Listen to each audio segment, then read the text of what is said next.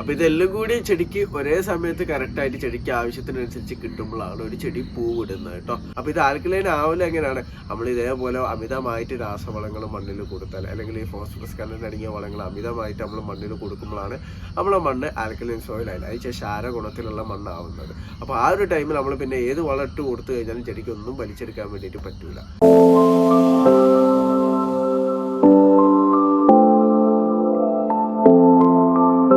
Hi, നമസ്കാരം. ഫാസിലാണ്. എൻ്റെ പുതിയ വീഡിയോയിലേക്ക് എല്ലാവർക്കും സ്വാഗതം. ഞാനെന്ത് പറയാൻ വേണ്ടി പോകുന്നതെന്ന് വെച്ചാൽ, എൻ്റെ വീഡിയോ കാണുന്ന കുറച്ച് സുഹൃത്തുക്കൾ നിരന്തരമായിട്ട് ചോദിക്കുന്നതാണ്, നമ്മളെ ചെടികൾ പൂക്കാൻ വേണ്ടിയിട്ട് ഏത് മൂലകമാണ് കൊടുക്കേണ്ടത്. പക്ഷേ ഇപ്രാവശ്യം പൂക്കണം, കായ്ഫലം കിട്ടണം. അപ്പോൾ ഏത് മൂലകമാണ് പ്രധാനമായിട്ടും കൊടുക്കേണ്ടത്. അതേപോലെ തന്നെ DAP വളത്തെക്കുറിച്ച് എല്ലാവരും പറഞ്ഞു കേൾക്കുന്നുണ്ട്. DAP വളം കൊടുത്തു കഴിഞ്ഞാൽ നമുക്ക് കായ്ഫലം കിട്ടുമോ?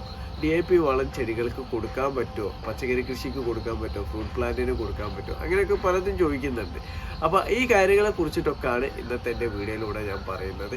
അപ്പോൾ എല്ലാവരും വീഡിയോ മുഴുവനായിട്ട് കാണാൻ വേണ്ടി ശ്രമിക്കുക. നമുക്ക് വീഡിയോയിലേക്ക് പോവാം. അപ്പോൾ ഏത് ചെടി നമുക്ക് പൂക്കണം എന്നുണ്ടെങ്കിൽ, അതിൽ കായ്ഫലം കിട്ടണം എന്നുണ്ടെങ്കിൽ, നമ്മൾ ഘട്ടം ഘട്ടമായിട്ട് പല രീതിയിൽ നമ്മൾ അതിന് വളങ്ങൾ കൊടുത്തു കൊണ്ടുവരണം.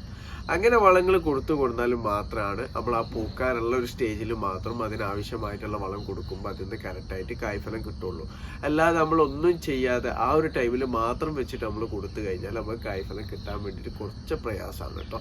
അപ്പോൾ അങ്ങനെ ആ ഒരു ടൈമിൽ കൂടുതലായിട്ട് ചെടിക്ക് കിട്ടേണ്ട, ചില പൂക്കുന്ന ഒരു സ്റ്റേജിൽ കൂടുതലായിട്ട് ചെടിക്ക് കിട്ടേണ്ട ഒരു മൂലകമാണ് ഫോസ്ഫറസ് എന്ന് പറഞ്ഞത്. വെച്ചാൽ നമ്മളെ പ്രധാന മൂലകത്തിൽ രണ്ടാമത്തെ പേര് വരുന്നത് NPK എന്ന് വരുന്നതിൽ P ആണ് ഈ ഫോസ്ഫറസ്. അപ്പോൾ ഈ ഫോസ്ഫറസ് കണ്ടന്റ് അടങ്ങിയ വളമാണ് നമ്മൾ ആ ഒരു ടൈമിൽ കൂടുതലായിട്ട് നമ്മൾ കൊടുക്കേണ്ടത്. അപ്പോൾ ഈ ഫോസ്ഫറസ് നമുക്ക് ചെടികൾ പൂക്കാൻ വേണ്ടി മാത്രമല്ല കേട്ടോ. കാരണം ഫോസ്ഫറസ് വളം നമ്മൾ ചെടിക്ക് ആദ്യഘട്ടം മുതലേ നമ്മൾ കൊടുത്തുകൊണ്ടിരും. പക്ഷെ ആദ്യഘട്ടം മുതലേ ചെറിയ തോതിലാണ്, ഈക്വൽ ഷെയറിലാണ് കൊടുക്കുക. ലാസ്റ്റ് കായ്ക്കാനുള്ള ഒരു സ്റ്റേജ് എത്തുന്ന ടൈമിലാണ് നമ്മൾ ഫോസ്ഫറസ് കൂടുതലായിട്ട് കൊടുക്കുക. അപ്പോൾ ഈ ഫോസ്ഫറസ് അടങ്ങിയ വളം കൊടുക്കുമ്പോൾ റൂട്ടിങ് നല്ല രീതിയിൽ, ചില വേര് വളർച്ച നല്ല രീതിയിൽ നടക്കും. അതേപോലെ തന്നെ പൂക്കാൻ പ്രായമായ ചെടിയാണെന്നുണ്ടെങ്കിൽ അതിൽ പൂക്കാൻ വേണ്ടിയിട്ട്, പൂക്കൾ വിരിയാൻ വേണ്ടിയിട്ടും ഫോസ്ഫറസ് അടങ്ങിയ വളം നമ്മൾ കൊടുക്കുന്നതിലൂടെ നമുക്ക് സാധിക്കും കേട്ടോ. അപ്പോൾ ഈ ഫോസ്ഫറസ് അടങ്ങിയ വളം മാത്രം കൊടുത്താൽ മതിയോ, പൊട്ടാസ്യം കൊടുക്കണം എന്നുള്ള പലരും ചോദിക്കാറുണ്ട്. നമ്മൾ ഇപ്പോൾ ചെടി നടുന്ന ആ ഒരു ടൈം മുതൽ നമ്മൾ ഈക്വൽ ഷെയറിലാണല്ലോ നമ്മൾ കൊടുക്കുക. നൈട്രജൻ ആണെങ്കിലും ഫോസ്ഫറസും പൊട്ടാസ്യം. കാരണം ഇത് മൂന്നും ചെടികൾ എല്ലാ വളർച്ചാ ഘട്ടങ്ങളിലും ആവശ്യമുള്ളതാണ്. പക്ഷെ ഓരോ ഘട്ടത്തിലാണ് നമ്മൾ ഇപ്പോൾ നൈട്രജൻ ചെടികൾ ആദ്യഘട്ട വളർച്ചയിൽ നമ്മൾ നൈട്രജൻ കയറ്റം വെച്ച് കൊടുക്കും. പിന്നെ രണ്ടാമത് പൂക്കുന്ന ഒരു സ്റ്റേജ് എത്തുമ്പോൾ ഫോസ്ഫറസ് അതിൻ്റെ കൂടെ തന്നെ സപ്പോർട്ടിങ് ആയിട്ട് ചെറിയ തോതിൽ പൊട്ടാസ്യം കയറ്റം വെച്ച് കൊടുക്കും. പിന്നെ കുറച്ചുകൂടി കഴിഞ്ഞാൽ പൂവിട്ട് കഴിഞ്ഞാൽ പിന്നെ നമ്മൾ പൊട്ടാസ്യമാണ് കയറ്റം വെച്ച് കൊടുക്കുക. മറ്റേൻ്റെ റേഷ്യോ നമ്മൾ കുറച്ചിട്ടാണ് കൊടുക്കുക. അപ്പോൾ അങ്ങനെയാണ് നമ്മൾ വളങ്ങൾ കൊടുക്കേണ്ടത് കേട്ടോ. അപ്പോൾ ഫോസ്ഫറസ് മാത്രം കൊടുത്ത് എന്ന് വിചാരിച്ചിട്ട് നമ്മളെ ചെടി ഒരിക്കലും പൂക്കില്ല കേട്ടോ. അതിനാവശ്യമായിട്ടുള്ള സൂക്ഷ്മ മൂലകങ്ങളും സെക്കൻഡറി മൂലകങ്ങളും ഒക്കെ ചെടികളിൽ കിട്ടണം. പക്ഷേ മൈക്രോ ന്യൂട്രിയൻസ് ഒക്കെ നമ്മൾ കറക്റ്റായിട്ട് കൊടുക്കണം. അപ്പോൾ ഇതെല്ലാം കൂടി ചെടിക്ക് ഒരേ സമയത്ത് കറക്റ്റായിട്ട് ചെടിക്ക് ആവശ്യത്തിനനുസരിച്ച് കിട്ടുമ്പോഴാണ് ഒരു ചെടി പൂവിടുന്നത് കേട്ടോ. അത് മാത്രമല്ല, കറക്റ്റായിട്ട് സൂര്യപ്രകാശം കിട്ടണം, അതേപോലെ വെള്ളം കിട്ടണം. അങ്ങനെയൊക്കെ കറക്റ്റായിട്ട് വരുന്ന ടൈമിലാണ് ഒരു ചെടി പൂവിടുക.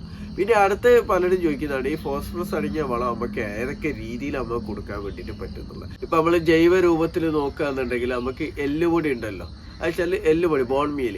ഈ എല്ലുപൊടിയിൽ ധാരാളമായിട്ട് ഫോസ്ഫറസ് കണ്ടന്റ് ആണ് അടങ്ങിയിട്ടുള്ളത്. അതിൽ NPK അടങ്ങിയിട്ടുണ്ടെങ്കിലും ധാരാളമായിട്ട് ഫോസ്ഫറസ് ആണ് അടങ്ങിയിട്ടുള്ളത്. അപ്പോൾ എല്ലുപൊടി നമുക്ക് നല്ല ശുദ്ധമായ എല്ലുപൊടിയാണെന്നുണ്ടെങ്കിൽ എല്ലുപൊടി നമുക്ക് മണ്ണിൽ കൂടുതലായിട്ട് ഇട്ട് കൊടുക്കാം ആ ഒരു ടൈമിൽ പൂക്കാൻ വേണ്ടിയിട്ട്. ഇനി അടുത്തത് ജൈവ രൂപത്തിൽ പറയുകയാണെന്നുണ്ടെങ്കിൽ നമ്മൾ റോക്ക് ഫോസ്ഫേറ്റ്, അച്ഛാ നമ്മൾ രാജ് ഫോക്സ് എന്ന് പറയും, അതേപോലെ മസൂറി ഫോക്സ് എന്നും പറയും. ഈ രാജസ്ഥാനിലുള്ളൊരു പാറ പൊട്ടിച്ച് വരുന്നതാണ് രാജ് ഫോക്സ് എന്ന് പറയുന്നത്. അതേപോലെ UP-യിലുള്ളൊരു പാറ പൊട്ടിച്ചിട്ട് വരുന്നതിനാണ് നമ്മൾ മസൂറി ഫോക്സ് എന്ന് പറയുന്നത്. ഇത് രണ്ടും റോക്ക് ഫോസ്ഫേറ്റ് ആണ്. ഇതിൽ ഫോസ്ഫറസ് കണ്ടന്റ് ആണ് കൂടുതൽ അടങ്ങിയിട്ടുള്ളത്. അപ്പോൾ നമ്മൾ എല്ലുപൊടി ഇട്ട് കൊടുക്കുകയെന്നുണ്ടെങ്കിൽ നമ്മൾ റോക്ക് ഫോസ്ഫേറ്റ് കൊടുക്കേണ്ട ആവശ്യമില്ല. ഇതിലൊക്കെ ജൈവം തന്നെയാണ് കേട്ടോ. ഇനി അടുത്തത് നമുക്ക് ഫോസ്ഫറസ് അടങ്ങിയ വളം നമ്മൾ കൊടുക്കുക എന്ന് പറഞ്ഞാൽ നമ്മളെ കോഴിക്കാഷ്ടം ഉണ്ടല്ലോ, കോഴി കാഷ്ടത്തിൽ NPK കണ്ടന്റ് അടങ്ങിയിട്ടുണ്ട്, പക്ഷെ അതിൽ കൂടുതലായിട്ട് ഫോസ്ഫറസ് ആണ് അടങ്ങിയിട്ടുള്ളത്. അതേപോലെ തൊട്ട് താഴെയായിട്ട് തന്നെ പൊട്ടാസ്യം അടങ്ങിയിട്ടുണ്ട്. അപ്പോൾ ഈ കോഴി കാഷ്ടം നമുക്ക് മണ്ണിൽ ആ ഒരു ടൈമിൽ ഇട്ട് കൊടുക്കാൻ വേണ്ടി പറ്റുന്നതാണ്. പക്ഷെ കോഴി കാഷ്ടം നമ്മൾ ഡയറക്റ്റ് ആയിട്ട് നമ്മളൊരു കാരണവശാലും നമ്മൾ ഇട്ട് കൊടുക്കരുത് കേട്ടോ. കാരണം കോഴി കാഷ്ടം നമ്മൾ കമ്പോസ്റ്റ് ചെയ്തിട്ട് വേണം നമ്മൾ ചെടികൾക്ക് കൊടുക്കാൻ. അപ്പോഴാണ് അതിൻ്റെ ഗുണം കിട്ടാൻ പറ്റുക. ഡയറക്റ്റ് ഇട്ട് കൊടുക്കുമ്പോൾ അത് ദോഷത്തിലേക്ക് വരാനും ചാൻസ് കൂടുതലാണ് കേട്ടോ. ഇനി നമുക്ക് രാസരൂപത്തിൽ നമ്മളിപ്പോൾ രാസവളങ്ങൾ മണ്ണിലിട്ട് കൊടുത്ത് കൃഷി ചെയ്യുന്നവരാണെന്നുണ്ടെങ്കിൽ അവർക്ക് കൊടുക്കാൻ പറ്റിയിട്ടുള്ള വളമാണ് DAP. കാരണം DAP എന്ന് പറഞ്ഞാൽ ഡൈ അമോണിയം ഫോസ്ഫേറ്റ് എന്നാണ്. അതിൽ 18% നൈട്രജനും 46% ഫോസ്ഫറസ് ആണ് അടങ്ങിയിട്ടുള്ളത്.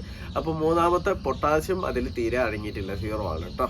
അപ്പോൾ ഈ DAP വളം ഇപ്പം എല്ലാവരും കേൾക്കുന്നതാണ്, ചില ചെടികൾ പൂക്കാൻ നമ്മൾ DAP ഇട്ട് കൊടുത്തു കഴിഞ്ഞാൽ പെട്ടെന്ന് പൂക്കുന്നത്. ശരി തന്നെയാണ്. ഒരു 1960 മുതലാണ് ഈ DAP വളം നമ്മളിവിടെ നല്ല രീതിയിൽ പ്രചാരത്തിൽ വന്നത്. അപ്പോൾ ഇറങ്ങിയ ടൈം മുതൽ തന്നെ നല്ല രീതിയിൽ നല്ല പേരായിരുന്നു, കാരണം നല്ല റിസൾട്ട് കിട്ടുന്ന ഒരു വളമാണെന്നുള്ളത്. നല്ല റിസൾട്ട് കിട്ടുന്ന വളം തന്നെയാണ്, പക്ഷേ രാസവളമാണ്. അപ്പം മണ്ണിൽ രാസവളം ഇട്ട് കൃഷി ചെയ്യുന്നവരാണെന്നുണ്ടെങ്കിൽ DAP വളം ആ ഒരു ടൈമിൽ കൊടുക്കാം. അപ്പോൾ ഇത് പച്ചക്കറി കൃഷിക്ക് നമുക്ക് കൊടുക്കാം. ഫ്രൂട്ട് പ്ലാന്റ് നടുന്നവരാണെന്നുണ്ടെങ്കിൽ അവർക്കും കൊടുക്കാം. ഫ്ലവറിംഗ് പ്ലാന്റ് നടുന്നവർ വെച്ചാൽ പൂക്കളൊക്കെ വീട്ടിൽ നല്ല രീതിയിൽ വിരിഞ്ഞിരിക്കാൻ വേണ്ടിയിട്ടാണ് അധികം ആൾക്കാരും DAP വളങ്ങൾ കൊടുക്കുക. അപ്പോൾ DAP വളം നമുക്ക് പല രീതിയിലുള്ളതും നമുക്ക് മാർക്കറ്റിൽ അവൈലബിൾ ആണ് കേട്ടോ. ഞാൻ DAP വളത്തെ കുറിച്ചിട്ട് ഇതിൻ്റെ മുന്നേ ഒരു വീഡിയോ ഞാൻ ചെയ്തിട്ടുണ്ട്. ഇപ്പം എൻ്റെ കയ്യിൽ DAP വളം ഇല്ല, കാരണം ഞാൻ മണ്ണിൽ രാസവളം കൊടുക്കാറില്ല. അപ്പോൾ അതുകൊണ്ട് ഇതിന് മുന്നേ വീഡിയോ ചെയ്യാൻ വേണ്ടി ഞാൻ DAP വളം വാങ്ങി വെച്ചായിരുന്നു. അപ്പോൾ DAP വളം നമുക്ക് ഗ്രാനൽ രൂപത്തിൽ കിട്ടും. അത് ബ്ലാക്ക് കളറിലും കിട്ടും, വൈറ്റ് കളറിലൊക്കെ കിട്ടും കേട്ടോ.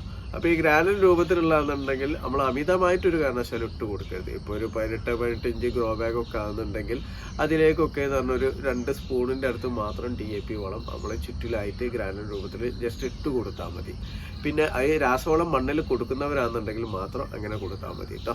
ഇനിയിപ്പോൾ അല്ലാതെ നമുക്ക് കൊടുക്കുക വെച്ചാൽ നമുക്കിപ്പോൾ നാനോ DAP ഒക്കെ നമുക്ക് ഇറങ്ങുന്നുണ്ട്. ഈ ലിക്വിഡ് ഫോർമാറ്റിലുള്ള DAP, നാനോ DAP അല്ലാതെ തന്നെ വേറെ ലിക്വിഡ് ഫോർമാറ്റിൽ ഇറങ്ങുന്ന ഫോസ്ഫറസ് അടങ്ങിയ വളങ്ങളൊക്കെ നമുക്ക് മാർക്കറ്റിൽ വാങ്ങാൻ വേണ്ടി കിട്ടും കേട്ടോ.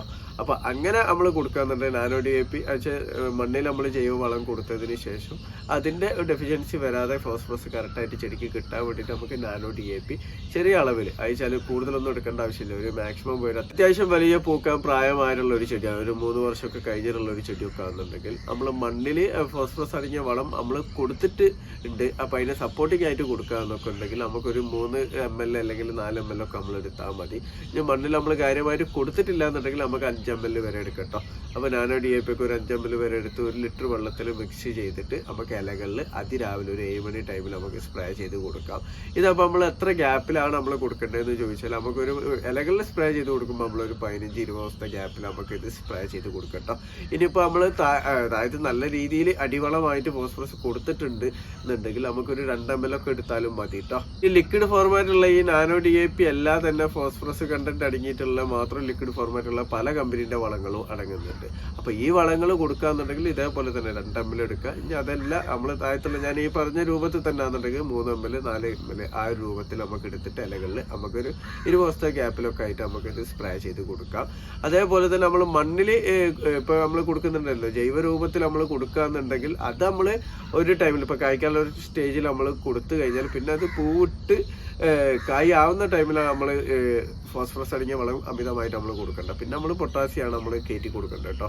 മൂന്നാമത്തെ മൂലകമായിട്ടുള്ള പൊട്ടാസ്യത്തിൻ്റെ അളവാണ് നമ്മൾ ലേശം കൂടുതലായിട്ട് നമ്മൾ കൊടുക്കേണ്ടത്. ഇലകളിൽ മാത്രം നമ്മൾ ആ ഒരു സ്റ്റേജ് വരെ നമുക്ക് ഇതൊരു 20 ദിവസത്തെ ഗ്യാപ്പിലായിട്ട് നമുക്ക് സ്പ്രേ ചെയ്ത് കൊടുക്കാം. ഇത് മാത്രം കൊടുത്തുകൊണ്ട് കാര്യമില്ല കേട്ടോ. അതിൻ്റെ കൂടെ തന്നെ നമ്മൾ മൈക്രോ ന്യൂട്രിയൻസും കറക്റ്റായിട്ട് ചെടിക്ക് കൊടുക്കണം.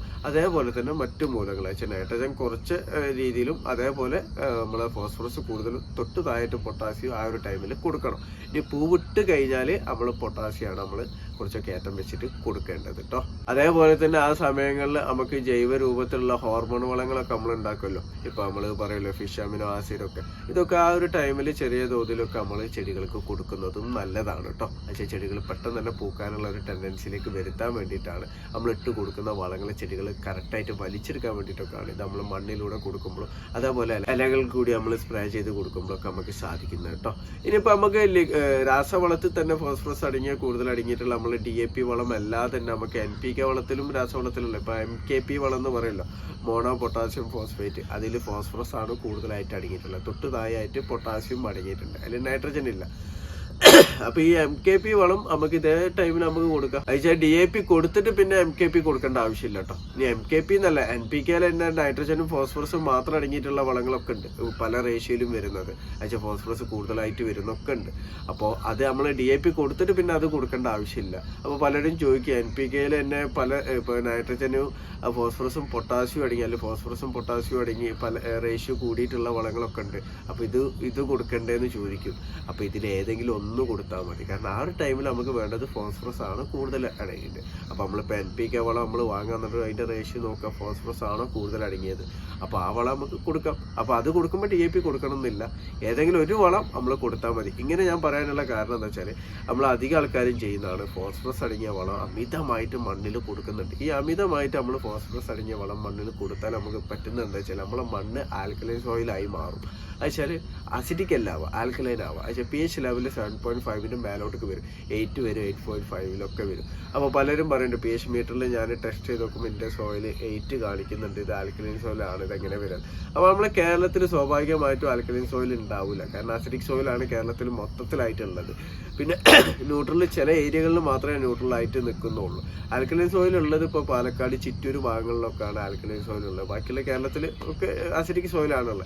അപ്പോൾ ഇത് ആൽക്കലൈൻ ആവില്ല. എങ്ങനെയാണ് നമ്മൾ ഇതേപോലെ അമിതമായിട്ട് രാസവളങ്ങൾ മണ്ണിൽ കൊടുത്താൽ, അല്ലെങ്കിൽ ഈ ഫോസ്ഫറസ് കണ്ടന്റ് അടങ്ങിയ വളങ്ങൾ അമിതമായിട്ട് നമ്മൾ മണ്ണിൽ കൊടുക്കുമ്പോഴാണ് നമ്മളെ മണ്ണ് ആൽക്കലൈൻ സോയിലായില്ല, അത് ക്ഷാര ഗുണത്തിലുള്ള മണ്ണാവുന്നത്. അപ്പോൾ ആ ഒരു ടൈമിൽ നമ്മൾ പിന്നെ ഏത് വളം ഇട്ട് കൊടുത്തു കഴിഞ്ഞാലും ചെടിക്കൊന്നും വലിച്ചെടുക്കാൻ വേണ്ടിയിട്ട് പറ്റൂല. അപ്പോൾ ആ ഒരു കാര്യം പ്രത്യേകം ശ്രദ്ധിക്കണം. അമിതമായിട്ട് നമ്മളൊരു കാരണവശാലും ഇപ്പോൾ ഒരു വളം കൊടുത്തിട്ട് പിന്നെ വേറൊരു വളത്തിൻ്റെ വീഡിയോ അങ്ങനെ കണ്ടിട്ട് നമ്മൾ വീണ്ടും ഫോസ്ഫറസ് അടങ്ങിയ വളം വേറെ രീതിയിലും നമ്മൾ കൊടുക്കരുത് കേട്ടോ. അപ്പോൾ DAP വളത്തെ കുറിച്ചിട്ട് അതേപോലെ ജൈവ രൂപത്തിൽ ഫോസ്ഫറസ് കണ്ടന്റ് അടങ്ങിയ വളങ്ങൾ നമ്മൾ ജൈവ സ്ലറികളായിട്ട് എങ്ങനെ റെഡിയാക്കാന്നൊക്കെ ഞാൻ പല വീഡിയോയിലും ഞാൻ ചെയ്തിട്ടുണ്ട്. അതാണ് ഇതിൽ ഞാൻ കൂടുതലായിട്ട് അതിനെക്കുറിച്ചിട്ട് ഞാൻ പറയാത്തത്. അപ്പോൾ ഈ പറഞ്ഞ കാര്യങ്ങളൊക്കെ എല്ലാവർക്കും ഒന്ന് മനസ്സിലാക്കി വെക്കുക. അപ്പോൾ എൻ്റെ വീഡിയോ ഇഷ്ടപ്പെട്ട ലൈക്ക് ചെയ്യുക. താങ്ക്